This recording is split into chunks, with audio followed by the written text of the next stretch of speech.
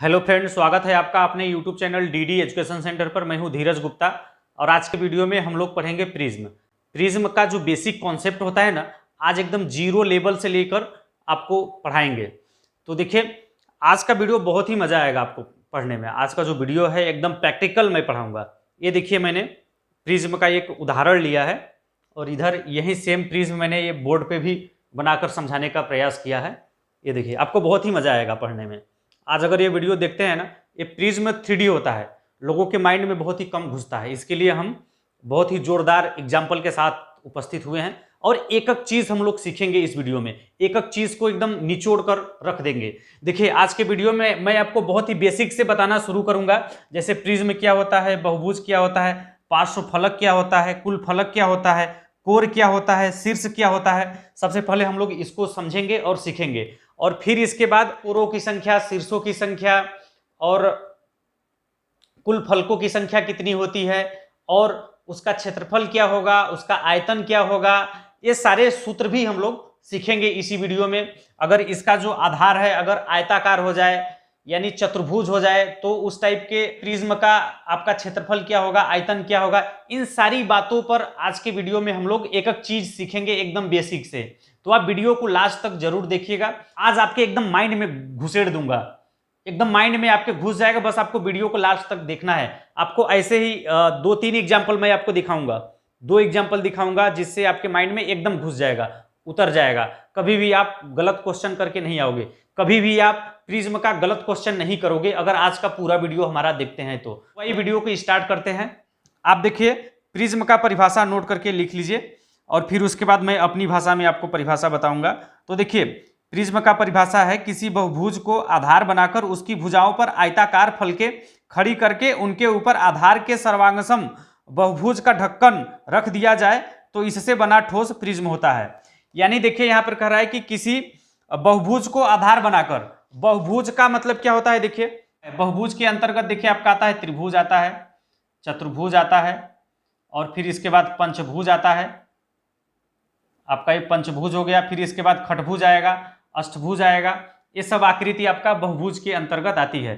बहुभुज का मतलब होता है ऐसी बंद आकृति जो 3 या 3 से अधिक भुजाओं से मिलकर बनी होती है।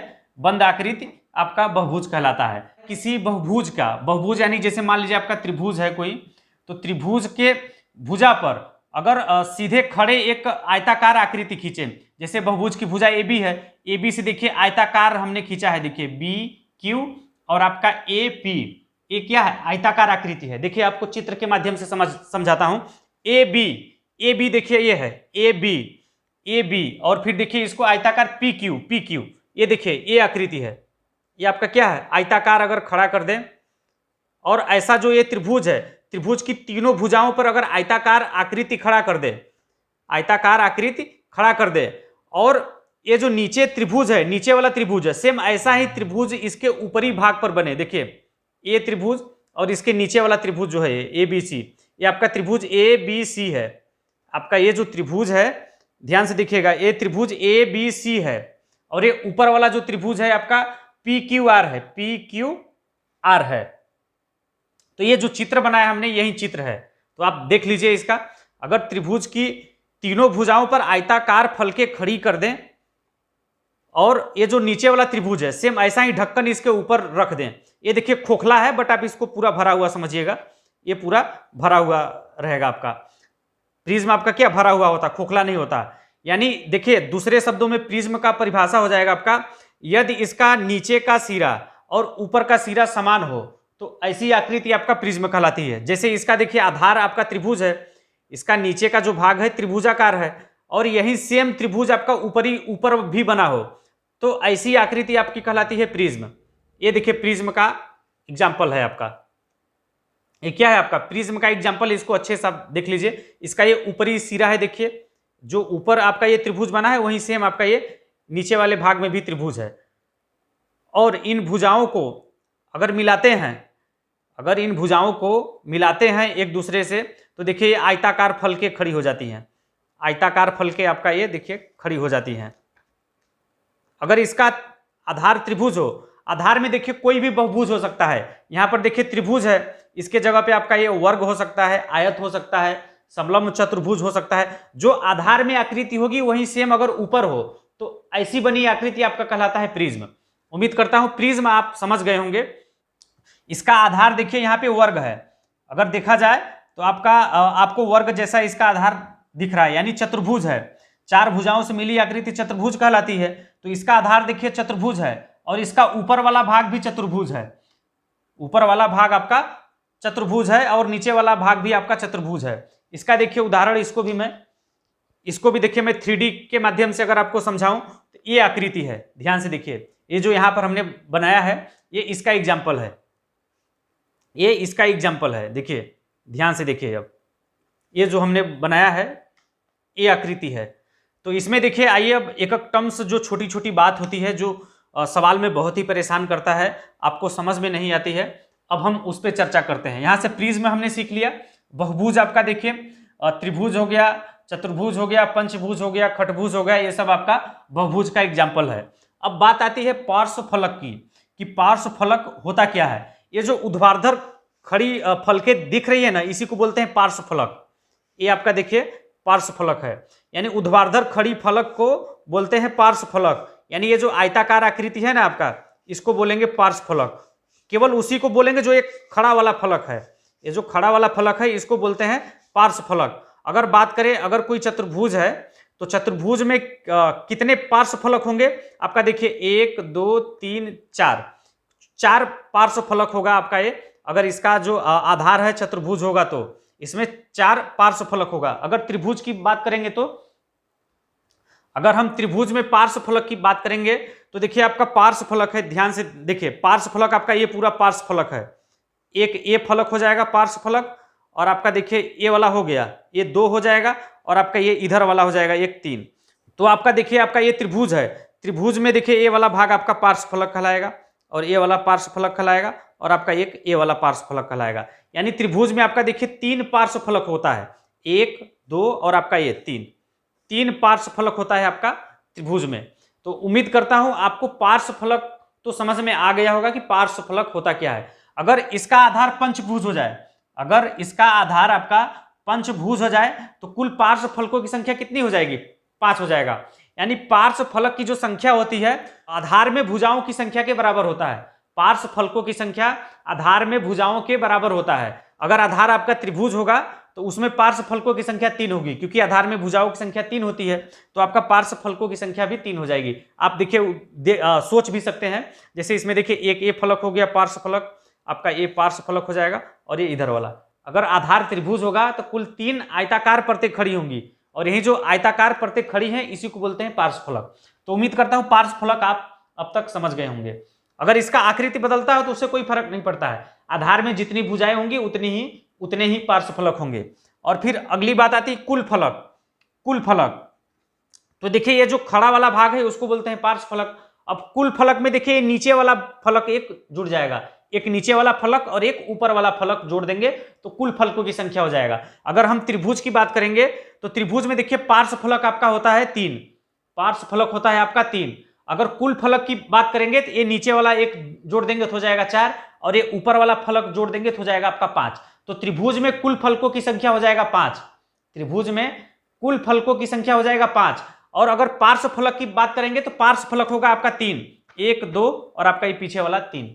पार्श्वफलक 3 होगा, और कुल फलकों की संख्या अगर आपसे पूछा जाएगा तो आपका हो जाएगा कुल फलकों की संख्या त्रिभुज में 5 हो जाएगा। इसको हम आगे नोट करके एक एक चीज लिखवाएंगे। यहां पर बस आप समझिए, जो बेसिक बात है उसको आप समझने का प्रयास करिए कि पार्श्वफलक होता क्या है, और कुल फलक अगर बोल देंगे तो वो क्या होता है। आगे तो मैं आपको क्वेश्चन भी कराऊंगा और एक एक चीज जो बता रहा हूं अभी, इसके बाद जस्ट आपको नोट भी करवा दूंगा।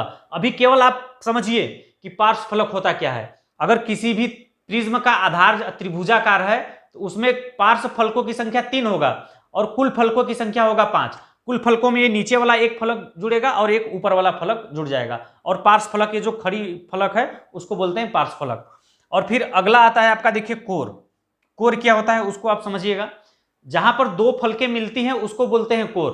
जहां पर 2 फलकें मिलती हैं उसको बोलते हैं कोर। तो यहां पर देखिए एक फलक ये हो गया, एक फलक ये हो गया, ये दोनों फलक आपका मिल रहा है यहाँ पे, ये दोनों फलक देखिए आपका ये, यानी जहां पर 2 फलकें मिलती हैं उसको बोलते हैं कोर।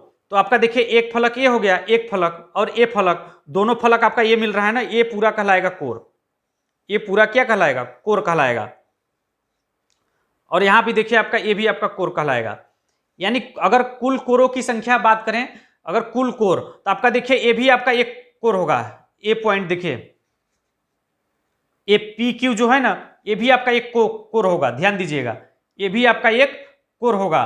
क्यों? क्योंकि यहां पर देखिए, यहां भी आपका इसमें भी दो फलक मिल रहा है। कौन कौन मिल रहा है भाई? एक ऊपर वाला फलक देखिए और एक ये वाला, ये दोनों फलक यहां पे मिल रहा है, तो ये भी आपका होगा कोर। और इसी तरह से अगर आरपी की बात करें, ये भी आपका कहलाएगा कोर। ये भी क्या कहलाएगा? कोर, क्योंकि ये ऊपर का एक फलक और एक नीचे का फलक, ये दोनों फलके यहां पर मिल रहा है, इस कोर पर मिल रहा है। आरपी आपका क्या कहलाएगा? कोर कहलाएगा। और आपका एक क्यू आर भी आपका कोर है। और इसी तरह से देखिए एक क्यू बी भी आपका एक कोर कहलाएगा। क्यू ए और बी आपका ये जो चित्र है सेम यही मैंने बनाया है। ये वाला चित्र और ये वाला चित्र दोनों एक ही है। बस ये है कि ये आपका ये 3D मैंने हाथ में लिया है और 3D को मैंने यहां पर बोर्ड पर बनाया हुआ है, बस।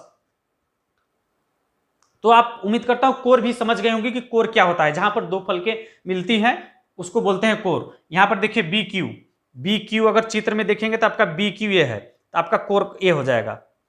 अगर बात करेंगे बीसी, ये भी आपका एक कोर है। बीसी अगर चित्र में देखेंगे बीसी, तो आपका बीसी ए है और एक ए वाला कोर होगा, ये आपका है बीसी, ये कहलाएगा आपका कोर।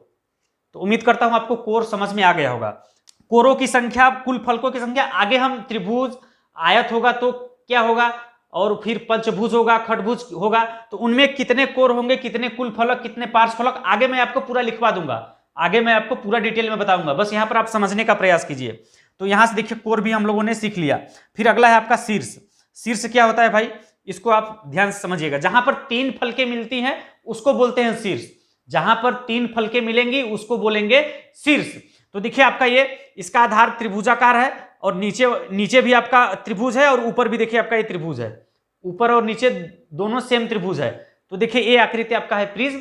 अगर इसमें शीर्ष क्या होता है उसको समझना है, तो जहां पर तीन फलके मिलेंगे उसको बोलेंगे शीर्ष। तो देखिए आपका तीन फलके, एक फलक ये हो गया, एक फलक ये हो गया और एक फलक ऊपर वाला, तो ये कहलाएगा, ये वाला बिंदु कहलाएगा आपका शीर्ष। एक ऊपर वाला फलक हो गया, यहां पे मिलेगा। ये नीचे वाला जो ये साइड वाला फलक भी आपका देखिए यहां से अटैच है, और ये वाला, तो ये आपका कहलाएगा क्यू बिंदु, कहलाएगा आपका शीर्ष। क्यू बिंदु कहलाएगा आपका शीर्ष। अगर इसको घुमाते हैं तो ये आपका ये पी बिंदु भी कहलाएगा शीर्ष, क्योंकि एक ऊपर से फलक आएगा, यहां पर मिलेगा, ये वाला फलक भी यहां पे मिलेगा और ये साइड वाला भी फलक आपका यहां पे मिलेगा। तो जहां पर तीन फलके मिलती हैं उसको बोलते हैं शीर्ष। तो अगर कुल शीर्षों की बात करेंगे त्रिभुज में, अगर प्रिज्म का जो आधार है त्रिभुजाकार है और उसमें अगर कुल शीर्षों की बात करेंगे कि कुल कितने शीर्ष होते हैं, तो देखिए आपका 1 2 3, तीन शीर्ष ऊपर होंगे और तीन शीर्ष नीचे होंगे। तो कुल शीर्षों की संख्या हो जाएगा, अगर आधार त्रिभुजाकार है तो आपका कुल शीर्षों की संख्या हो जाएगा 6। तीन ऊपर और तीन नीचे शीर्ष होंगे।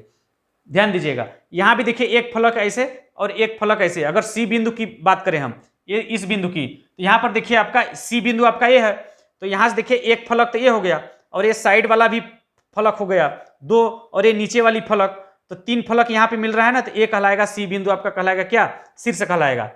और कुल शीर्षों की संख्या, अगर आधार त्रिभुजाकार है तो कुल शीर्षों की संख्या 6 होगा। इसको निकालने का भी ट्रिक और सूत्र जो है आगे मैं आपको बताऊंगा, अभी घबराइए नहीं।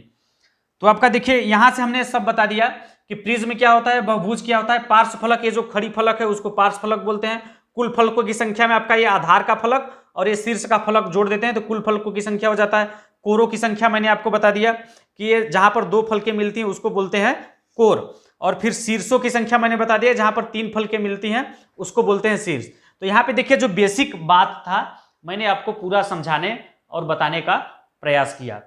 अगर इसमें भी बात करेंगे, अगर इसका आधार देखिए कैसा है, चतुर्भुज है, इसका आधार आपका चतुर्भुज है, तो चतुर्भुज भी होगा तो भी आपका कोर कहलाएगा। ये कोर है। जहां पर दो फलके मिलेंगे उसको बोलेंगे कोर, ये भी आपका देखिए कोर है। और फिर शीर्षों की बात करेंगे तो देखिए एक शीर्ष हो जाएगा, क्योंकि एक फलक, दो फलक, तीन फलक, ये तीन फलके जहां पर मिलती दिखेंगे वो आपका कहलाएगा शीर्ष। और फिर आपका देखिए ये भी शीर्ष कहलाएगा, यहाँ पे एक फलक, दो फलक, ये तीन फलक नीचे वाला, ये भी शीर्ष कहलाएगा, ये भी शीर्ष कहलाएगा। अगर प्रिज्म का आधार अगर चतुर्भुज है, अगर प्रिज्म का आधार चतुर्भुज है तो कुल फलकों की संख्या आपका कितना होगा? इसमें देखिए कुल फलकों की संख्या, इसका आधार में कितनी भुजा है, आधार में 4 भुजा है, तो 4 पार्श्व फलक होगा, 4 पार्श्व फलक होगा, और कुल फलकों की संख्या तो नीचे वाला और एक ऊपर वाला 2 हो जाएगा, तो यानी 4 2 6 हो जाएगा। कुल फलकों की संख्या 6 और पार्श्व फलक इसमें 4 होगा। अगर आपका ये प्रिज्म का आधार अगर आपका चतुर्भुज होगा तो। अगर शीर्षों की संख्या की बात करेंगे तो इसमें देखिए अगर आधार चतुर्भुज होगा तो उसमें शीर्षों की संख्या 4 नीचे 4 ऊपर, तो कुल आपका 8 शीर्ष होंगे अगर प्रिज्म का आधार चतुर्भुज होगा तब। अब आइए देखिए, नोट करके आप लिख लीजिए कि प्रिज्म में कोरों की संख्या बराबर आपका होता है आधार में भुजाओं की संख्या इंटू 3। अगर आपको देखिए कोरों की संख्या ज्ञात करना है तो आप डायरेक्ट लगाएंगे आधार में भुजाओं की संख्या इंटू 3। और फिर देखिए अगला सूत्र है, इसको भी आप नोट करके लिख लीजिए, शीर्षों की संख्या, प्रिज्म में शीर्षों की संख्या बराबर आधार में भुजाओं की संख्या इंटू 2। अगर आपको किसी भी प्रिज्म में शीर्षों की संख्या ज्ञात करना है तो आधार में भुजाओं की संख्या चेक करेंगे और उसमें 2 से गुणा कर देंगे तो शीर्षों की संख्या ज्ञात हो जाएगा।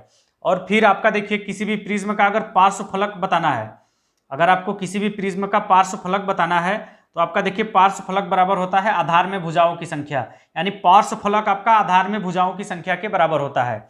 और फिर देखिए किसी भी प्रिज्म का कुल फलक बराबर होता है आधार में भुजाओं की संख्या प्लस 2। आधार में भुजाओं की संख्या में अगर 2 जोड़ देंगे तो कुल फलकों की संख्या ज्ञात हो जाएगा। और फिर देखिए अगर मान लीजिए किसी भी प्रिज्म का आधार त्रिभुज है, अगर किसी भी प्रिज्म का आपका आधार त्रिभुज है, यहाँ पर देखिए जो चित्र बना है ये आपका एक प्रिज्म है जिसका आधार आपका त्रिभुज है। अगर इसमें निकालना हो कि हमें कोरों की संख्या कितनी है, अगर हमें ज्ञात करना है कि ये जो आकृति है प्रिज्म बना है और इसका आधार त्रिभुजाकार है और इसमें कोरों की संख्या बतानी है, तो कोरों की संख्या कितनी हो जाएगी, आधार में भुजाओं की संख्या हम चेक करेंगे कितनी है। तो आधार में देखिए आपका 1 2 3 भुजाएं हैं, ये जो प्रिज्म है इसमें आधार में भुजाओं की संख्या 1 2 3 भुजाएं हैं। त्रिभुज में 3 भुजाएं होती है तो भुजाओं की संख्या 3 है, तो आधार में भुजाओं की संख्या 3 इंटू 3 बराबर हो जाएगा आपका 9। यानी अगर किसी प्रिज्म का आधार त्रिभुज है तो उसमें जो है कोरों की संख्या कुल कितना होगा, 9 होगा। और फिर इसी तरह से बात करेंगे शीर्षों की संख्या, अगर किसी प्रिज्म का आधार त्रिभुजाकार है तो शीर्षों की संख्या क्या हो जाएगा, आधार में भुजाओं की संख्या इंटू 2, तो आधार में भुजाओं की संख्या 3 इंटू 2 बराबर हो जाएगा 6। कुल कितने शीर्ष हो जाएंगे, 6 शीर्ष हो जाएंगे। इसमें हम त्रिभुज की बात कर रहे हैं, अगर किसी प्रिज्म का आधार त्रिभुज हो तब ये चारों हम निकाल रहे हैं। तो देखिए आप शीर्ष 1 2 3 नीचे और 3 ऊपर शीर्ष होते हैं, कुल 6 शीर्ष हमने यहाँ सूत्र के माध्यम से निकाला। और फिर देखिए आपका पार्श्व फलक, पार्श्व फलक बराबर होता है आधार में भुजाओं की संख्या के बराबर होता है। तो पार्श्व फलक कुल कितना हो जाएगा, 3 भुजा है, आधार में 3 भुजा है तो आपका हो जाएगा कुल पार्श्व फलक आपका हो जाएगा 3। और फिर इसके बाद हम बात करेंगे कुल फलक, तो कुल फलक आपका देखिए आधार में भुजाओं की संख्या प्लस 2, तो आधार में भुजाओं की संख्या है 3 और प्लस 2, तो 3 2 5 हो जाएगा। कुल फलकों की संख्या क्या हो जाएगा, 5 हो जाएगा। और फिर इसके बाद मान लीजिए अगर किसी प्रिज्म का आधार चतुर्भुज है, अगर किसी भी प्रिज्म में आधार आपका चतुर्भुज है तब आपका क्या क्या होगा। यहाँ पर देखिए जो चित्र है आपका, देखिए इस वाले चित्र की बात करें, चित्र नंबर 2 और चित्र नंबर 1। चित्र नंबर 1 की बात तो हमने कर लिया, तो चित्र नंबर 2 की बात करेंगे। अगर मान लीजिए किसी प्रिज्म का आधार जो है चतुर्भुज है, देखिए 1 2 3 4, 4 भुजाओं से मिलकर बनी आकृति चतुर्भुज कहलाता है। अगर मान लीजिए किसी प्रिज्म का जो आधार है वो चतुर्भुज है तो उसमें आपका 4 भुजा होगा, तो इसमें देखिए कोरों की संख्या कितनी हो जाएगी, आधार में भुजाओं की संख्या 4 और इंटू हो जाएगा आपका 3, 4 3 12। यानी अगर आपका आधार चतुर्भुज होगा तो उसमें कोरों की संख्या होगा आपका 12।